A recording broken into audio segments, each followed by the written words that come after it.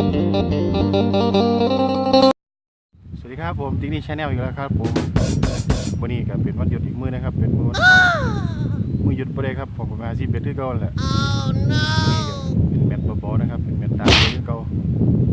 ผมยังไม่รู้ครับว่าปลาที่กินอีกว่าครับเป็นมาหลายทีแล้วนะครับถ้าลองเบิ่งครับว่าผมจะได้ปลาบ้างครับเบิ่งกันเลยครับเบิ่งเสียเวลาครับ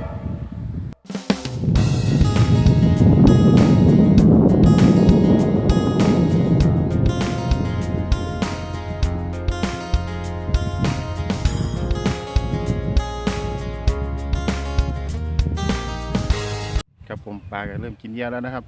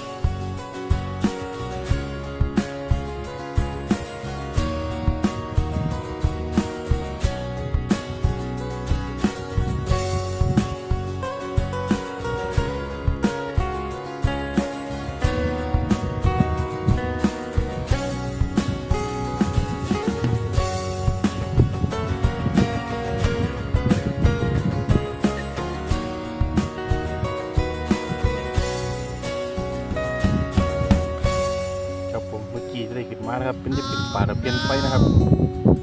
เพราะว่ามันของสปิวครับได้เปลี่ยนมาเหรียญสปิวนะครับลงต่อไปครับ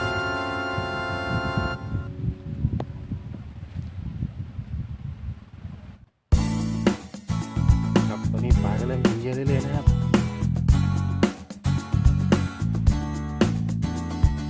รอมานะครับ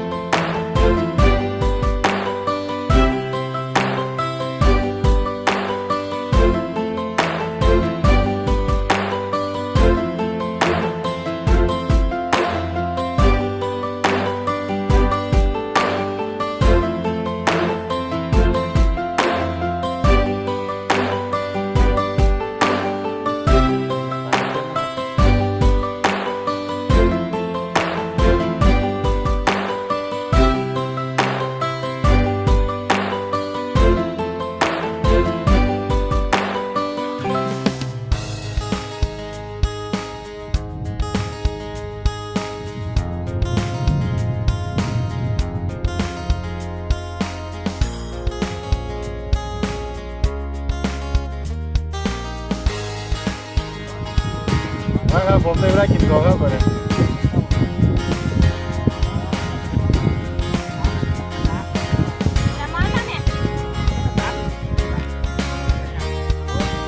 เวลากินข้าวครับกินข้าวกันครับพี่น้อง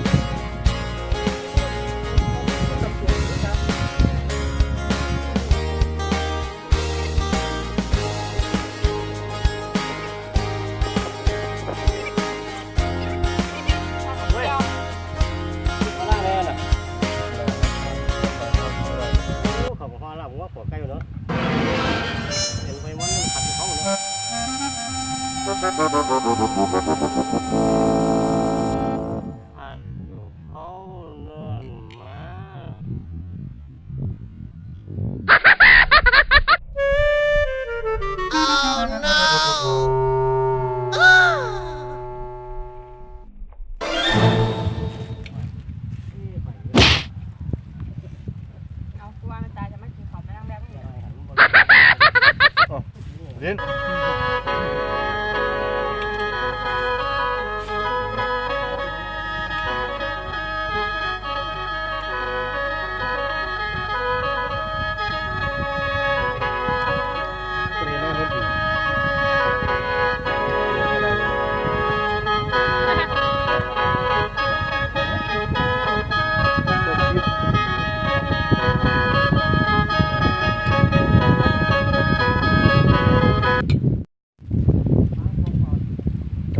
ครับผมมาสิเบ็ดพอของพริกปลานะครับ Oh no นะครับไง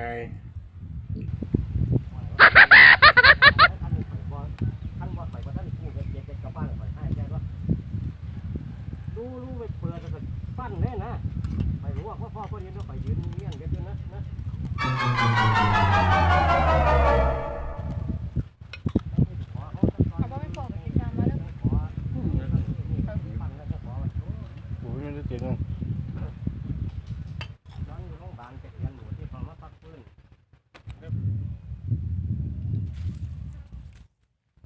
นี่เป็นปากกานะครับผมกินเต็มปากเลยนะครับ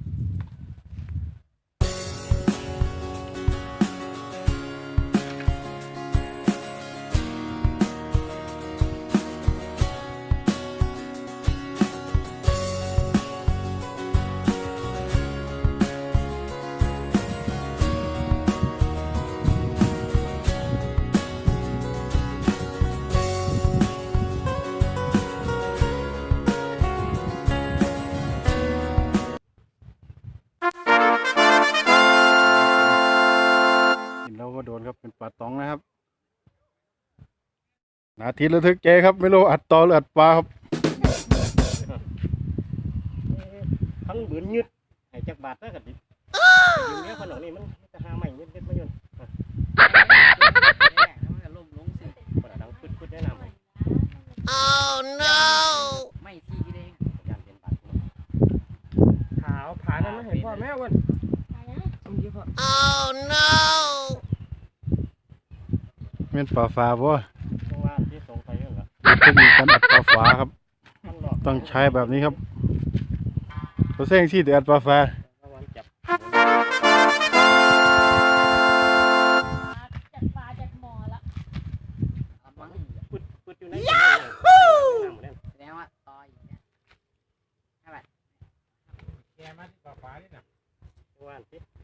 มันนี่เบ็ด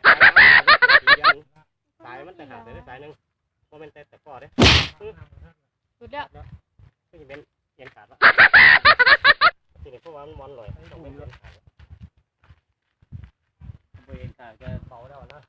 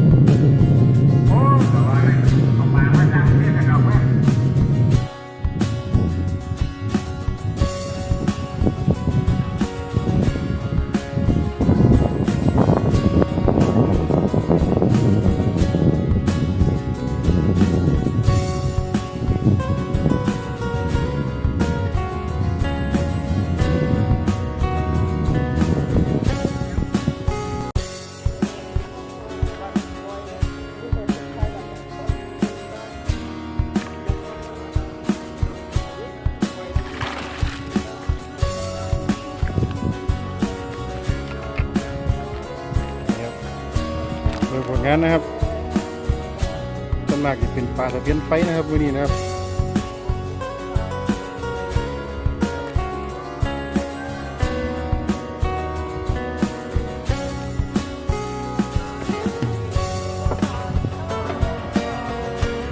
เวลากลับบ้านแล้วครับผมเก็บของขึ้นรถแล้วครับ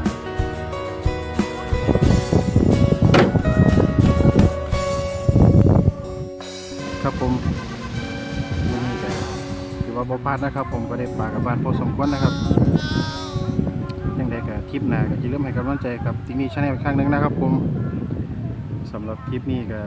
ขอลาไปก่อนครับถ้ามาคลิปนี้ก็อย่าลืมกด Subscribe และกดติดตามให้ผมด้วยนะครับผม